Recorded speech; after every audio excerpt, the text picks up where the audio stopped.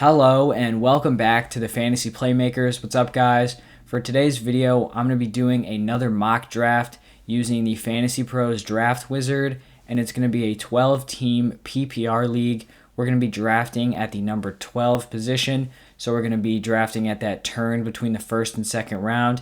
It's going to be a pretty standard setup: one quarterback, two running backs, two wide receivers, one tight end, one flex. We're not going to be worrying about defense or kicker because it really doesn't matter this early in the offseason. But so let's get started. Let's take a look at who went in round number 1. So it went first 6 picks, all running backs: McCaffrey, Cook, Kamara, Barkley, Aaron Jones, and Derrick Henry. I feel like this is pretty typical. You're going to see that McCaffrey, Cook, Kamara, Barkley, and Henry group likely go in the top 5, maybe top 6 or 7. And then we have Aaron Jones thrown in there. I could totally see Aaron Jones being picked this high if Aaron Rodgers comes back to the Packers. But right now, I just don't see myself taking him that high without like the insurance that Aaron Rodgers is there. And then we have the first wide receiver off the board with Davante Adams. And really the same thing applies with Davante Adams. Aaron Rodgers is back. Davante Adams is my number 1 and is a pretty solid mid-first round pick.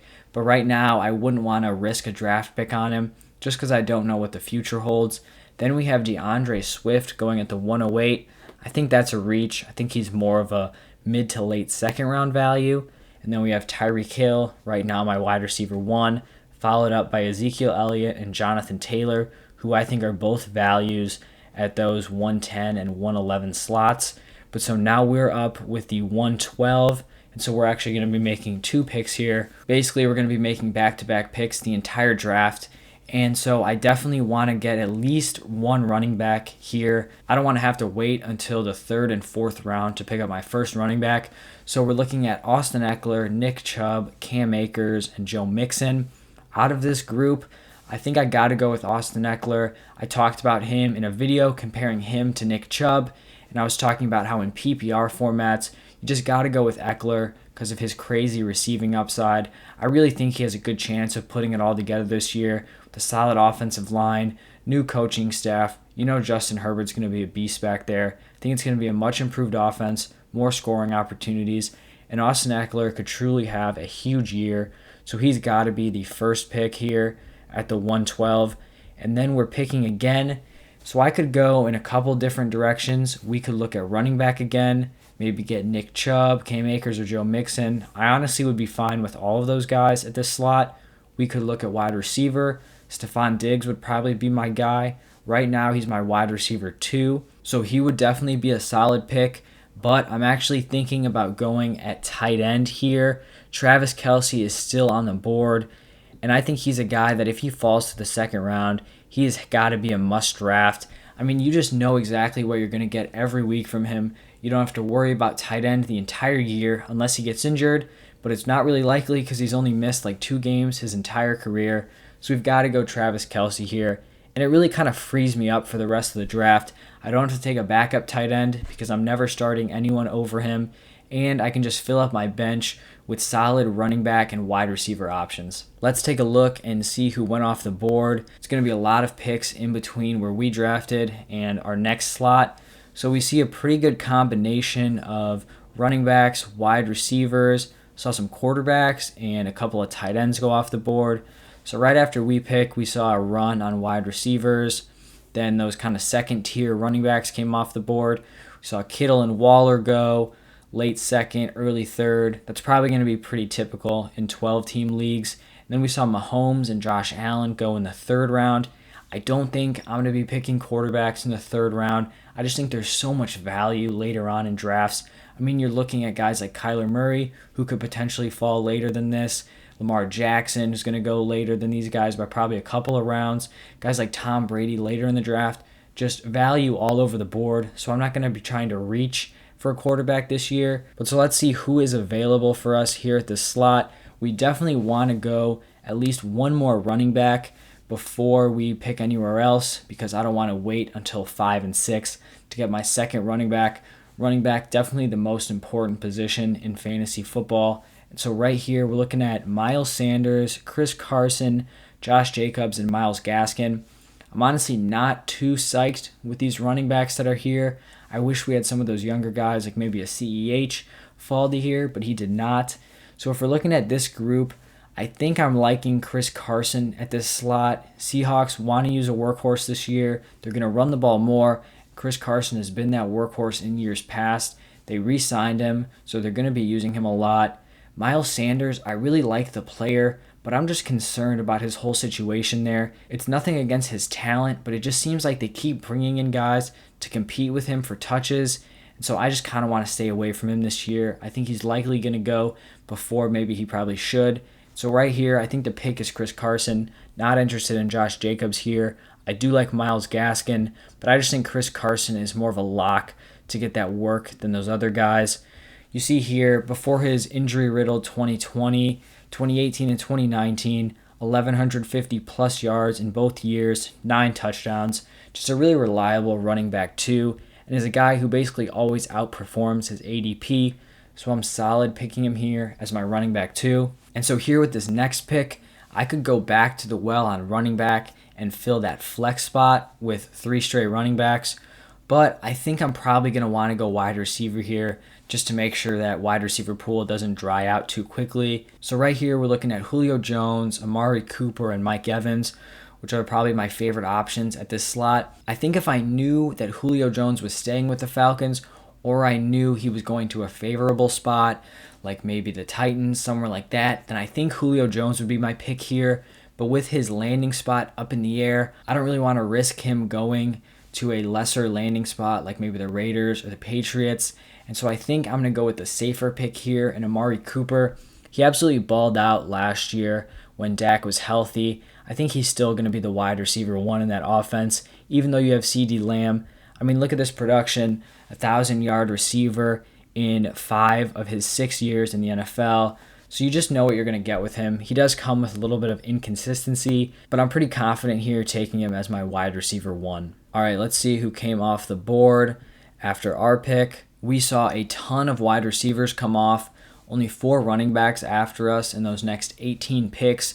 So just a ton of wide receivers. We saw 2 tight ends, 2 quarterbacks.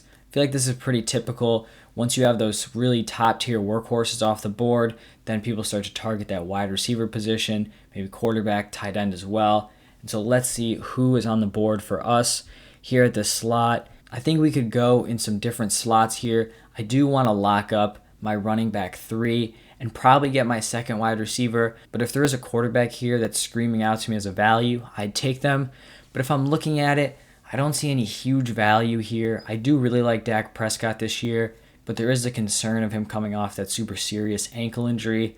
So I don't know if I'd want to take him here over a running back or a receiver. At the running back position, we're looking at Kareem Hunt, Travis Etienne, Chase Edmonds.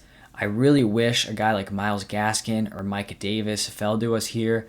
I really like those guys as running back 3s in 12-team leagues, but unfortunately they did not. And so if I'm looking at these 3 guys, Chase Edmonds, definitely not interested in him here. I think he's a solid receiving back, but I think the Cardinals don't trust him to take over that full workload, which is why they brought in James Conner. So I would much rather draft James Conner much later in the draft than go after Edmonds right here. And Travis Etienne, I like the player, but I talked about this in my division breakdown. I just think the Jaguars have a lot going on, and we're not really sure where all the touches are going to be. So Etienne is a guy that I'm not confident here taking as my running back 3.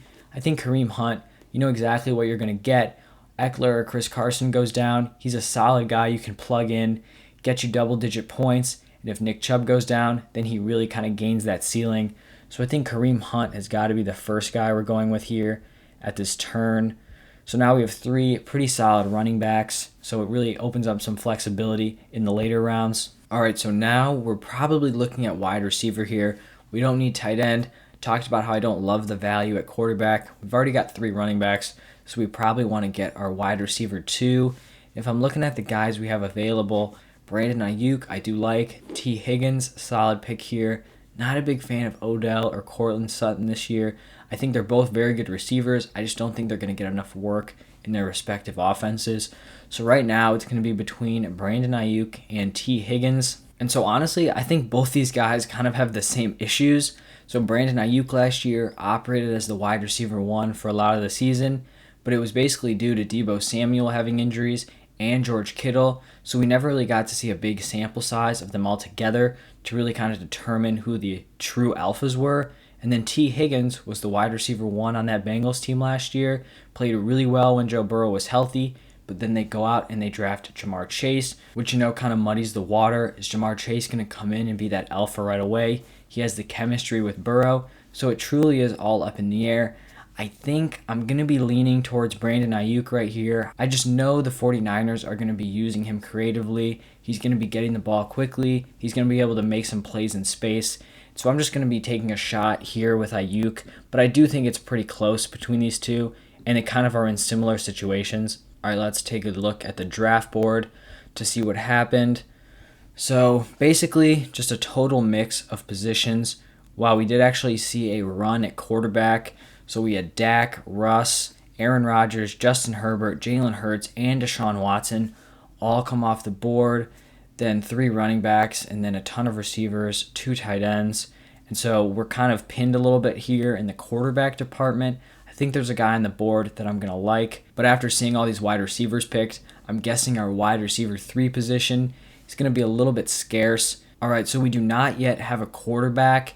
And so I kind of want to look at this draft board to see, if we're going to be able to wait to take a guy like Tom Brady here, or if we're just going to have to bite the bullet and take him at this ADP. And so if I'm looking at the draft board, every team has selected a quarterback so far, except for this Catch Me If You Can team, who basically has 2 picks after we go.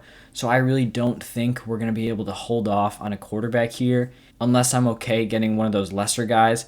But honestly, I do really like Tom Brady, and so I think we may just have to go take him maybe a little bit before his ADP and just lock him up here. I do like Stafford and Burrow, but I really just think Brady's going to have such an explosive offense this year. I just don't really want to pass up on him at this slot.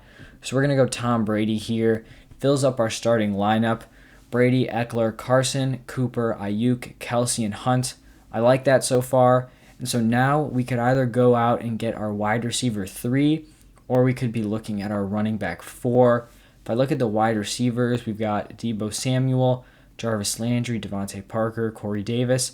I could go out and stack Brandon Ayuk and Deebo Samuel, but I'm not sure that's what I want to do. If we're looking at the running backs, we've got Melvin Gordon, James Robinson, Raheem Mostert. Honestly, the guy that's standing out to me out of this running back group has got to be Raheem Mostert. We saw Jeff Wilson go down with injury, so he's going to miss the start of the year. Mostert was already lined up to be the number 1 guy in that backfield, but it just makes it even easier for him. I don't really like Gordon or Robinson. I think they're going to be in pretty heavy running back splits. Same thing with Fournette. So I think, honestly, Raheem Mostert is the pick here. We kind of took a pretty safe running back 3, so it gives me confidence in taking kind of a big swing here at running back 4. Raheem Mostert could bust and we could be fine, but if he really does kind of break out and take over the alpha role in that 49ers run game, then he's just going to be super valuable. So I think that's where we're going to go with this second pick of the back-to-back, get our first bench player. It's going to be Raheem Mostert. All right, let's take a look back at the draft board, see what went down after we got Mostert. So basically all running backs and wide receivers, along with Ryan Tannehill, who was thrown in there. So we did see that team that was picking after us. They did get a quarterback, so we probably couldn't have waited for Tom Brady. So here basically we see a lot of those wide receiver 3s, running back 3 and 4s go off the board. Just going to look at some of these picks. I like the Antonio Brown pick. I like the Marvin Jones pick. I think those are guys who are going to have solid opportunities in their offenses. I really do not like the pick of James White here. I just don't know when you're ever going to feel confident starting James White. Same thing with Tariq Cohen coming off an ACL injury. Don't really see it. And then I think it is a little bit too early to start drafting these handcuff guys like Tony Pollard. I think there's probably going to be some better value on the draft board. So let's take a look. With our team right now, I think we're probably want to get that wide receiver 3, and then we're pretty much open to go wide receiver or running back after that. So if we're looking at the wide receivers, we've got Corey Davis, Laviska Shenault, Cole Beasley, some interesting options. Corey Davis may have the opportunity to be the wide receiver 1 on the Jets. Not sure how I'm feeling about that offense. Laviska, also a guy that has a shot to be kind of the top dog in that Jaguars offense. Honestly surprised he went after Marvin Jones. In a lot of these other drafts, I've been seeing Marvin Jones as the third wide receiver out of that Jacksonville core picked. Then we have Cole Beasley, who I think is probably the safer option. But, I just don't know if I feel confident in him as my wide receiver 3. I don't know if he has that ceiling. And so I think with my wide receiver group, I think I'm going to have a couple guys on the bench that I'm just going to take some kind of big swings on and hope at least one or two of them hit. So I'm going to go with Laviska Shenault in the hopes that he kind of breaks out of that cluttered Jacksonville offense and kind of establishes himself. He did have a really solid rookie year, 14 games, 600 yards, 5 touchdowns, and that was with just like a variety of quarterbacks, Minshew, all those backups that were playing. So, let's take a shot at Laviska here. And then, we could go back to the well with wide receiver, or we could look at running back. I think I'm going to be looking at running back here just because I like the value on some of these guys that I'm looking at. Kenyon Drake, he's a decent option here. He's going to be that number 2 behind Josh Jacobs. But the value that I'm really seeing here is in James Conner. I truly think he has the opportunity to take over that role that Kenyon Drake had in that Cardinals offense last year. Chase Edmonds is probably going to get a lot of the receiving work. James Conner can come in and get the carries, the goal line touches, and I think that makes him pretty valuable here this late in drafts. So as my running back 5, I feel really solid with that. My running back core is coming together really nicely. And so now it's time to take a look at that draft board, see what is left on the board for us. All right, so this is pretty common. We saw this run of late round tight ends. Noah Fant, Irv Smith, Higbee, Logan Thomas, Hunter Henry. It's going to be common in drafts. Guys need to fill out that tight end position. And it just goes on a run. One guy takes those late rounds, and then everyone starts just hopping on the bandwagon. And then we saw a pretty crazy run on running backs here. We had 11 straight picks, 10 of them running backs with Cole Beasley there wedged in the middle. Would have been nice if Cole Beasley fell, but it's all good. A guy that I am a little bit sad that he did not fall to us was Trey Sermon. He got picked pretty closely after our James Conner pick. With the injuries in the 49ers backfield, he'd be a guy that I'd like to have behind Raheem Mostert on my bench because one of those guys is likely to get that workload, and so I could have kind of pick and choose which guy would start, but it's all good. Let's take a look at who we have picking here. So we have 3 bench slots left. Right now, we have 3 wide receivers and we have 5 running backs. So we definitely need to go wide receiver at least one time here. And I think I'm going to be taking some swings right here. And so a lot of these top guys I'm not a huge fan of. Darnell Mooney I actually do like. But Rager, Sterling Shepard, Jamison Crowder, John Brown, Aguilar, Ruggs, Kirk, Mims, Campbell, Slayton. I just don't see them having that big potential that I'm kind of looking for. I am a little bit weaker at the wide receiver position, so I want to take some swings. So the guys that I'm looking at here are Rashad Bateman and Josh Reynolds. I've talked about them both in a couple of videos. Josh Reynolds has that opportunity to be the wide receiver 2 with the Titans, and then Rashad Bateman has that opportunity to be the wide receiver 1 with the Ravens. And then when I'm looking at the running backs, basically we're just looking at backups here. Henderson, Madison, Penny, Giovanni Bernard.